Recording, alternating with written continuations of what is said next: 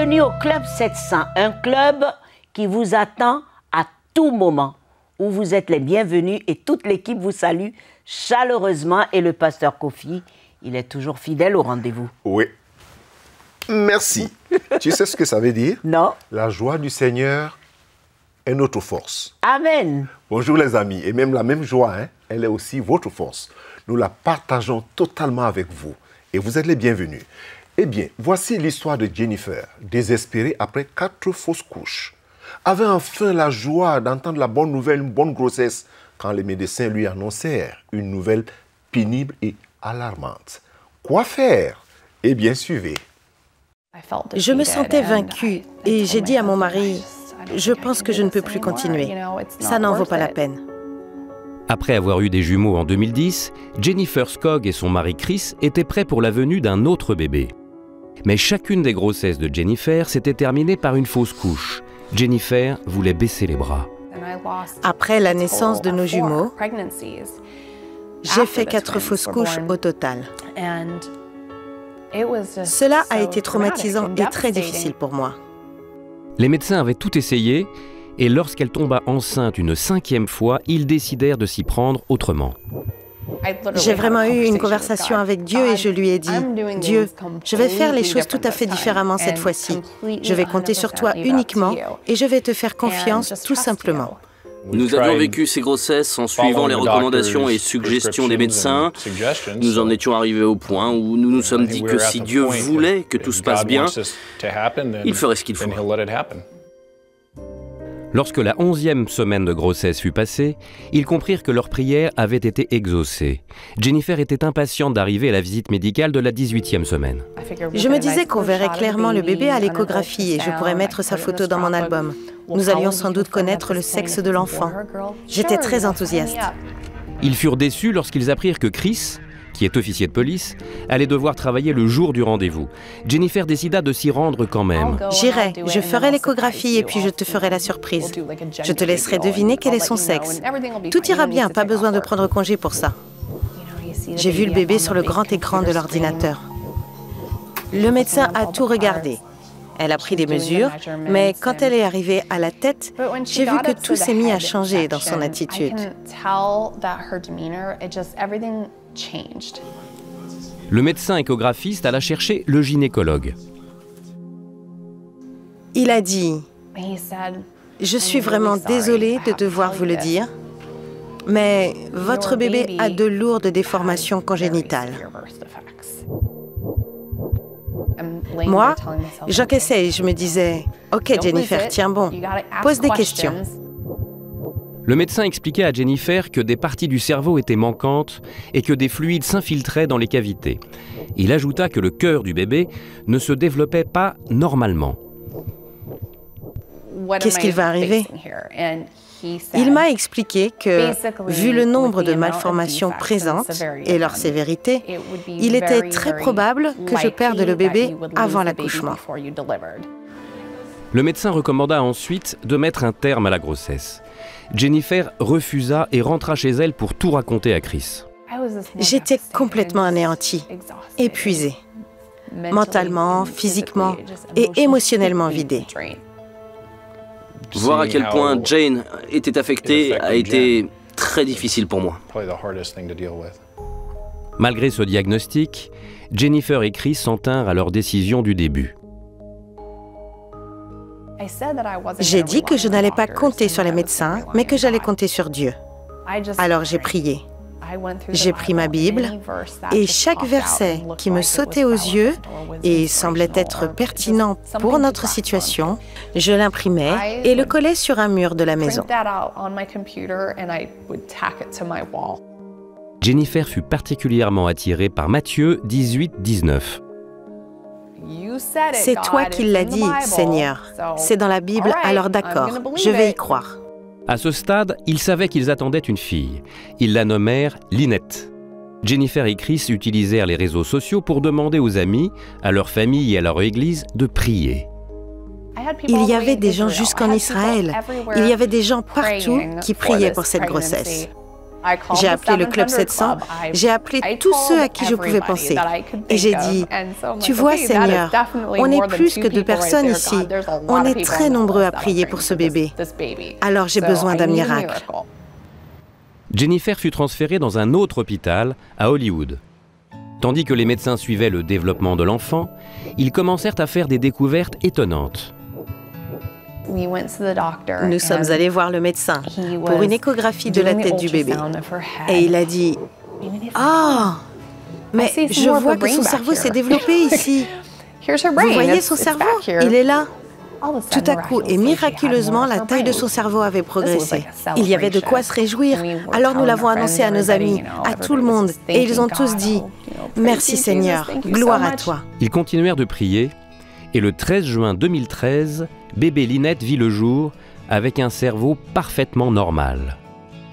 Les médecins estimèrent cependant qu'elle allait devoir subir une opération du cœur. Elle fut transférée dans un hôpital pour enfants de Los Angeles. Après examen, les médecins ne trouvèrent rien d'anormal. Vous êtes en train de me dire que mon enfant, qui était censé mourir avant sa naissance ou peu après, est tout à fait normal? Dieu avait exaucé nos prières, nos très nombreuses prières. Aujourd'hui, Lynette n'a aucune difficulté à suivre son frère et sa sœur. Je ne pense pas que les médecins ont mal jugé quoi que ce soit. Je pense qu'ils ont vu ce qu'ils ont vu. En fait, ils ont vu ce que leur formation leur permettait de voir. Mais je suis certain qu'il y a eu un miracle. Je suis littéralement la preuve vivante, mon enfant est la preuve vivante que Dieu opère encore des miracles. Vous devez juste ouvrir votre cœur et votre pensée, avoir la foi et vous les verrez, ils sont là. Ce n'est pas à la science mais à Dieu seul que vous devez rendre gloire. C'est beau, c'est magnifique, c'est puissant, c'est encourageant. C'est tout.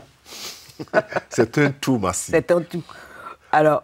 Ce qui me touche, c'est les bombardements, comme on dit souvent. Oui. Ils ont bombardé le ciel avec les prières. Et Jennifer, et son mari, et les amis, et les parents. Tout le monde. Non, le Seigneur a dû se dire, réglez-moi cette affaire-là, les gens, dépêchez-vous.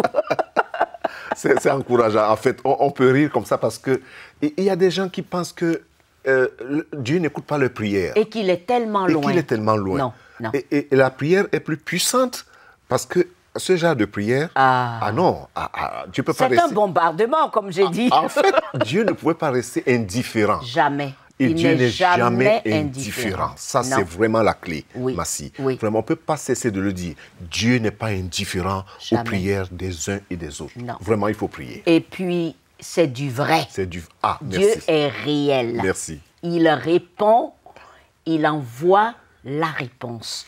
Exactement comme il faut. Et la réponse était là. Oui, et ça a encouragé. Ça a encouragé toute tout le la monde. Communauté. Voilà. C'est important, n'est-ce pas? Très important. Tout à fait. Alors, si vous êtes dans ce même cas, commencez à bombarder aujourd'hui même. Et ça marchera certainement. Ne nous quittez pas, à tout de suite.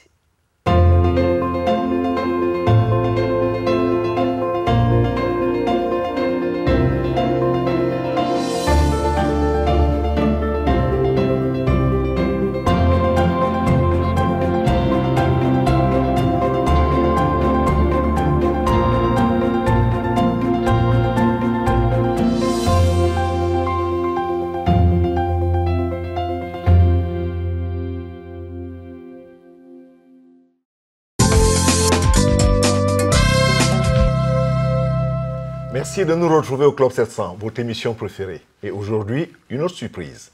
Nous sommes là encore aujourd'hui avec le pasteur Luc Henry, avec un sujet qui, pour plusieurs personnes, fait des rapprochements un peu différents. Oui. Bienvenue, pasteur Luc. Bonjour. Ça va? Ça va bien, merci. Toujours en forme? Ben oui, par la grâce de Dieu. Ah, merci d'être là avec nous. Alors aujourd'hui, je voudrais parler d'un sujet qui est quand même brûlant dans le cœur de plusieurs personnes, l'unité. Voilà. Qu'est-ce que vous en pensez? Qu'est-ce que la Bible dit sur l'unité, en fait? Voilà, donc il n'y a pas tellement longtemps, une église m'a demandé d'aborder ce sujet. Et je me suis dit, tout d'abord, l'unité, on pense tout de suite à l'unité entre les chrétiens, etc. Mais je me suis dit, qu'est-ce qu'en dit la Bible finalement? Parce qu'on peut avoir beaucoup d'idées préconçues, mais qu'est-ce que dit la Bible? Et je me suis rendu compte qu'en fait, il y a 3 aspects principaux à l'unité dans la Bible. Et je crois que l'aspect principal, ce n'est pas tellement l'unité entre les chrétiens, mais c'est d'abord notre unité avec le Seigneur lui-même. Il faut qu'on ait vraiment cette compréhension que sans lui, nous ne pouvons rien faire. D'ailleurs, c'est ce que Jésus lui-même déclare, n'est-ce pas, dans Jean 15, il dit « Sans moi, vous ne pouvez rien faire ». Donc, si on n'a pas cette unité primordiale avec lui, on ne sera pas capable de faire quoi que ce soit, en tout cas rien de bon. Mais alors là, vous parlez de 3 aspects de l'unité. Ce que beaucoup de personnes ne peuvent peut-être pas comprendre, peut-être citer les 3 aspects et puis peut-être donner une explication à ce sujet. D'accord. Donc, premier aspect, comme j'ai dit, c'est l'unité avec le Seigneur. Oui. Deuxième aspect, c'est l'unité avec les autres chrétiens dans le corps du Christ. On voit dans 1 Corinthiens chapitre 12, l'apôtre Paul nous parle clairement qu'il y a différents organes, différentes parties du corps qui sont très différentes, mais qui sont toutes utiles. Donc ça, c'est le deuxième aspect. Troisième aspect, et ça c'est peut-être un peu surprenant, inhabituel, c'est l'unité que nous avons en tant que chrétiens avec les Juifs, avec le peuple juif. C'est ce qu'on voit dans Éphésiens chapitre 2, que des deux, du juif et du non-juif, il n'en a fait qu'un. Donc il y a vraiment cette notion d'unité. Alors, vous faites un peu un développement peut-être des 3 aspects chacun à part, et surtout le dernier, hein, voilà. Parce que là, ce n'est pas toujours vu comme ça, l'unité des chrétiens avec les juifs, mais commencez quand même avec le premier aspect. Voilà, donc l'unité avec le Seigneur, pour moi, c'est primordial. C'est l'unité qu'on doit chercher absolument. C'est d'être unis avec notre Seigneur comme un époux est uni avec son épouse. Nous, en tant qu'épouse de Christ, en tant qu'Église, nous devons vraiment être unis avec le Seigneur. Ça, c'est absolument indispensable. Parce que, encore une fois, dans Jean chapitre 15, Jésus parle aussi de la vigne. Il dit, vous ne pouvez pas porter du fruit si vous ne restez attachés au cep. Oui. Nous sommes les sarments, donc les branches. Lui, il est le cep. Il faut que nous soyons vraiment attachés. Et notre priorité, finalement, ce n'est pas de chercher à porter du fruit, mais de rester attachés au cep, de rester attachés au Seigneur. Et à ce moment-là, nous porterons automatiquement des fruits. Comme une branche d'un pommier qui reste attachée au tronc, ben forcément, la branche va commencer à porter des fruits. Donc, c'est notre priorité, c'est de rester attaché au Seigneur. Ouais, c'est la base. Et j'encourage vraiment tout le monde à le faire. Ouais. Parce que vous savez, parfois, on a des notions, on dit il faut rester dans l'unité entre chrétiens, il faut faire ceci, il faut faire cela. Mais notre priorité, c'est d'être attaché au Seigneur. Tout à fait. Deuxième aspect, donc, c'est l'unité avec les autres chrétiens. Et là, j'aimerais quand même mentionner que parfois, on fait de terribles efforts pour qu'il y ait cette unité entre les chrétiens. On parle aussi même d'écuménisme, on parle de toutes sortes de choses, mais ce que je vois dans la Bible, encore une fois, c'est notamment dans Romains, l'apôtre Paul qui dit que pour autant que c'est possible, dans Romains chapitre 12, tout à fait. Et pour autant que cela dépende de vous. Donc il y a ces 2 conditions. Si c'est possible, 1, et si ça dépend de moi, 2. Soyez en paix avec tous les hommes. Donc on voit que ce ne sera pas toujours possible et que ça ne dépend pas toujours de nous en tant qu'individus. Donc on ne doit pas se culpabiliser si par exemple dans une situation on n'a malheureusement pas la possibilité d'être dans l'unité avec tous les gens autour de nous. Et de toute façon, quand on réalise qu'il y a à peu près 2 milliards de chrétiens dans le monde, il est impossible que je sois dans l'unité avec 2 milliards de personnes. Donc, c'est quelque chose qu'il faut comprendre et envisager. Et puis aussi, d'autre part, on voit, si bien dans l'Ancien Testament avec Abraham et Lot, qu'à un moment donné, ils ont dû se séparer. Abraham dit à Lot, son neveu, « Séparons-nous. Si tu vas à gauche, moi j'irai à droite, et vice-versa. » Et ce n'est pas pour autant qu'ils se sont détestés ou qu'il y a eu quelques drames qui s'est passé entre eux, absolument pas. Mais ils ont compris qu'il valait mieux pour, comment dirais-je, atteindre le plan de Dieu, que chacun aille de son côté. Et c'est ce qu'on voit aussi dans le Nouveau Testament, notamment avec Paul et Jean-Marc, qui à un moment donné aussi avaient un désaccord et ils ont décidé de se séparer de nouveau. Ils se sont dit, si tu vas à gauche, j'irai à droite, etc. Et pour autant, ils n'étaient pas devenus ennemis. Et ils se sont retrouvés à la fin. Voilà. Donc, on voit que ce n'est pas parce on travaille dans des milieux différents, que l'un travaille à la vigne et l'autre au champ, que ça veut dire pour autant qu'on est ennemis. Non, chacun a son rôle à jouer, il a son travail à faire, et on n'est pas toujours forcément en train de travailler dans le même champ. Tout à fait. Alors le dernier point qui est très important, avec le temps qu'il nous reste, l'unité avec les Juifs. Donc, j'ai été fort étonné, en pensant justement à ce thème, de réaliser que finalement, et l'apôtre Paul dit clairement dans Éphésiens chapitre 2, que c'est à travers sa croix, à travers sa mort et sa résurrection, bien sûr, que Jésus fait en sorte que nous devenions un. Il dit, vous étiez loin, vous étiez étrangers de la promesse de Dieu, sans espérance dans ce monde. On voit que ça va de mal en pis, hein, cette évolution des paroles. Mais maintenant, à travers le sacrifice de Jésus, vous avez été rapprochés. Tout à fait. Donc là, on voit le parallèle avec Romains 11, où il dit, vous étiez une branche, un olivier sauvage, et vous avez été rapprochés, greffés sur l'olivier franc, la maison d'Israël, dont les apôtres faisaient partie, dont les prophètes faisaient partie, dont Jésus faisait partie. Donc c'est nous, les non-juifs, qui ont été rapprochés vers ce peuple, et que, unis en Jésus, nous sommes là avec ce peuple, et que nous ne faisons plus qu'un seul corps. Des deux, il n'en a fait qu'un. Alors, cette connaissance, vous pensez que c'est suffisamment enseigné? Les gens le lisent peut-être dans la Bible, surtout dans Éphésiens, mais compris de cette façon, ce n'est pas toujours facile. Non, malheureusement, je pense qu'à travers les siècles, il y a eu tellement de mépris envers le peuple juif que ça s'est transmis à travers les années, et que malheureusement, on n'a plus appris aux chrétiens dans nos églises à aimer ce peuple, à comprendre que finalement, c'est grâce à eux que nous avons tout reçu, comme dit l'apôtre Paul, hein, et que Jésus même dit, le salut vient des Juifs. C'est un fait, c'est une réalité. Ce n'est pas pour les mettre sur un piédestal, mais c'est pour apprendre à les respecter, à les aimer. Merci, pasteur Luc. C'est toujours important de discuter des sujets concernant d'abord la parole de Dieu, et lorsqu'on parle aussi, on touche un peu Israël, on voit ce rapprochement. Et c'est très important de donner ces informations et surtout de prendre pour base les Écritures. Exactement. Je sais que vous avez aimé. Et le pasteur Luc est toujours là. Vous pouvez même suivre certaines de ses émissions sur son site. Et il a tellement de choses à dire, non seulement sur Israël, mais sur beaucoup d'autres sujets. Mais ne nous quittez pas. À tout de suite.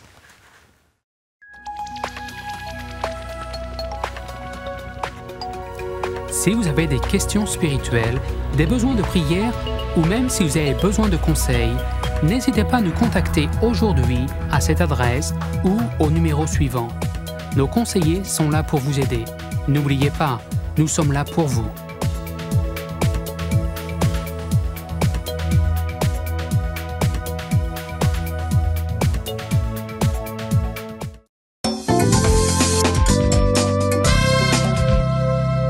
Eh bien, vous avez raison de nous retrouver pour écouter les réponses à vos questions par le pasteur maintenant. Il est toujours prêt? Oui. Eh bien, on commence. Pasteur, j'ai besoin de votre aide car tout ne va pas dans ma vie. Je voudrais que ma vie change avec l'aide de Dieu. Avec l'aide de Dieu. Oui. Comment faire? Oui, c'est une bonne question. Ça rejoint un peu la question de cet homme dans la Bible, Seigneur, qui est venu voir le Seigneur Jésus. Bon maître, que dois-je faire de bon pour avoir la vie éternelle? Ça, ce n'est pas des questions qu'on raconte aujourd'hui. Les gens veulent voir leur vie changer.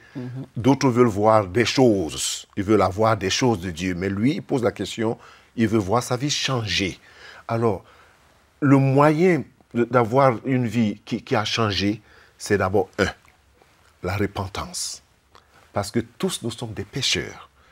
Et nous le disons tout le temps dans nos émissions du Club 700. Seigneur, change ma vie. Oui. Seigneur, change ma vie.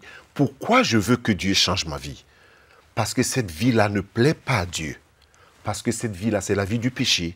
Parce que cette vie-là n'a pas Christ. Alors, la vie que Dieu veut et aimerait que chacun de nous ait. Et cette vie ne le satisfait oui, ne le pas satisfait lui-même. pas lui-même. Oui. C'est la vie de Christ. Alors, Oui. la personne doit faire une seule chose. C'est dans la prière, avec la parole de Dieu, de venir au Seigneur et inviter Jésus dans son cœur comme son Seigneur et son Sauveur personnel. Et surtout, de compter sur le fait que c'est Dieu qui change les vies, ce n'est pas lui-même. Oui, c'est la puissance du Saint-Esprit qui change les vies. C'est très important. Ça, c'est très important. Très bien. Merci, pasteur. En 4 ans, ça c'est la deuxième question, en 4 ans, j'ai perdu 2 frères des suites d'accidents. Dans la famille, nous n'avons pas les moyens de faire les rites afin de stopper cette malédiction. S'il vous plaît, aidez-moi dans la prière. Oui, avant d'aider là, c'est trop, peut-être, je sais que c'est pénible. Oui. Mais je me souviens de cette parole dans Ésaïe 8, à partir du verset 11, qui dit « N'appelez pas conjuration ce que ce peuple appelle conjuration. Ne craignez pas ce qui craint. » Je sais que c'est très facile de faire le rapprochement lorsqu'on perd 2 frères à la fois dans la famille. Surtout dans les coutumes africaines. Les coutumes africaines, on voit en cela la sorcellerie. Oui. C'est aussi possible qu'il y ait de la sorcellerie. Mais la peur ouvre déjà plus de portes. Quand on est dans la peur, en fait, on s'ouvre plus même à ces mots, à cette malédiction, ou si c'est une malédiction, ou si c'est une sorcellerie. Et puis, ça vous empoisonne la vie. On fait tout avec peur, avec crainte. Je voudrais dire à la personne et à tous ceux qui nous écoutent, la solution, ce n'est pas les rites. Non, ça, il faut l'oublier. La réponse est dans la parole de Dieu. C'est de faire confiance au Seigneur et de rejeter ces choses dans le nom de Jésus. Ça, c'est très important. Voilà. Très bien, pasteur. Vraiment, merci pour toutes ces réponses. N'hésitez surtout pas à envoyer vos questions. Le pasteur est toujours ravi de répondre à vos questions. Et maintenant, nous allons en Ukraine, où l'on continue à secourir les enfants toujours en danger, même des années après la guerre. Regardez.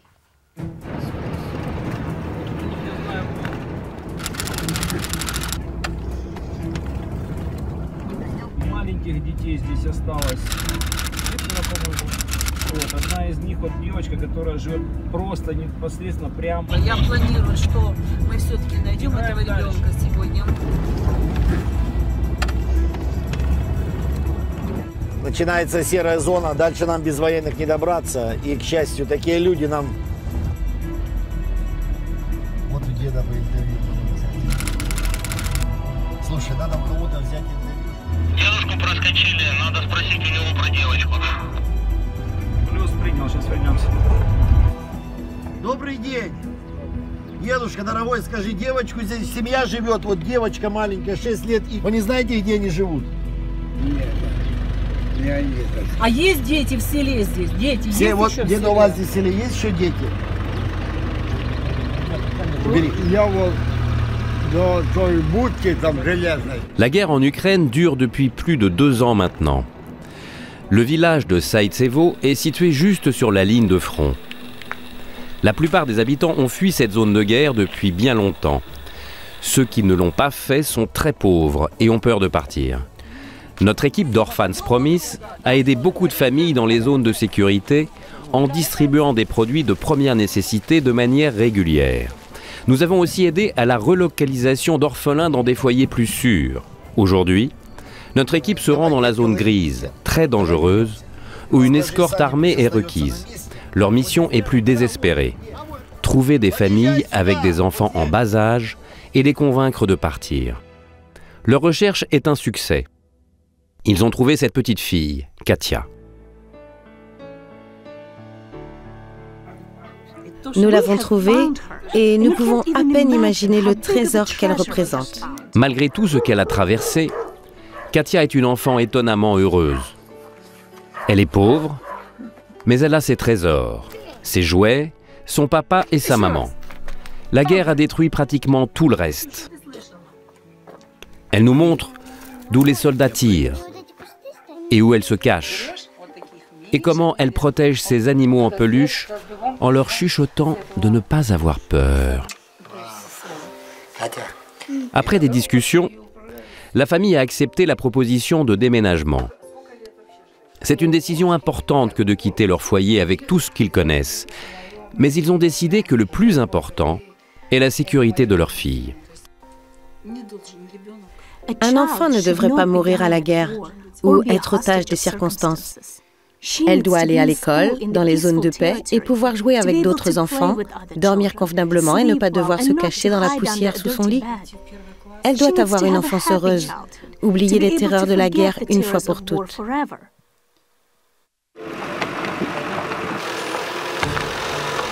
Quelques jours plus tard, l'équipe d'Orphans Promise revient avec son escorte militaire.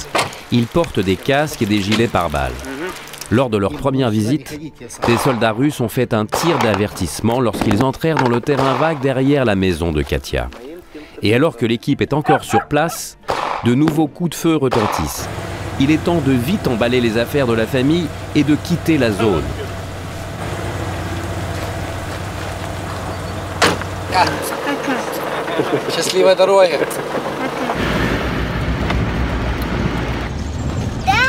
Pour la première fois depuis longtemps, ils ne sont plus à la portée des tirs ennemis. Et Katia comprend clairement le sens de ce moment. La famille est emmenée dans un foyer d'accueil temporaire pour personnes déplacées. Mais bien vite, Orphans Promise les installe dans leur propre maison. Finalement, je suis chez moi. Mon papa et ma maman n'arrivent toujours pas à croire que c'est la réalité. Ils n'ont jamais vu autant de bonté.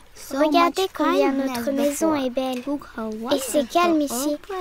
Personne ne tire. Comme des centaines d'autres enfants secourus par Orphans Promise, en pleine guerre d'Ukraine, la vie de Katia a changé du tout au tout. Elle est en sécurité, de retour à l'école et a une vie stable dans un bon foyer. Mais surtout, elle a de nouveaux espoirs pour un avenir meilleur et heureux. C'est le même cri partout, Massi. Oui, mais c'est difficile de voir que ces enfants-là étaient cachés. Oui, dans cette situation, dans cette condition. Oui, et là, quelle liberté. N'est-ce pas? Comme quoi, en fait, la misère, c'est partout. Hein? Oui. C'est pour ça que notre amour pour le Seigneur et pour les autres ne doit pas se refroidir. Absolument.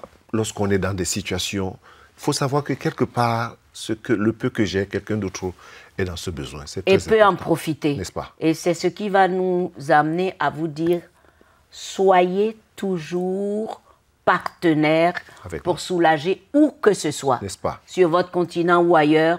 Dieu est le même Dieu d'amour. Merci, Massi. Pasteur, content de cette émission? Oui, tout à fait. Voilà.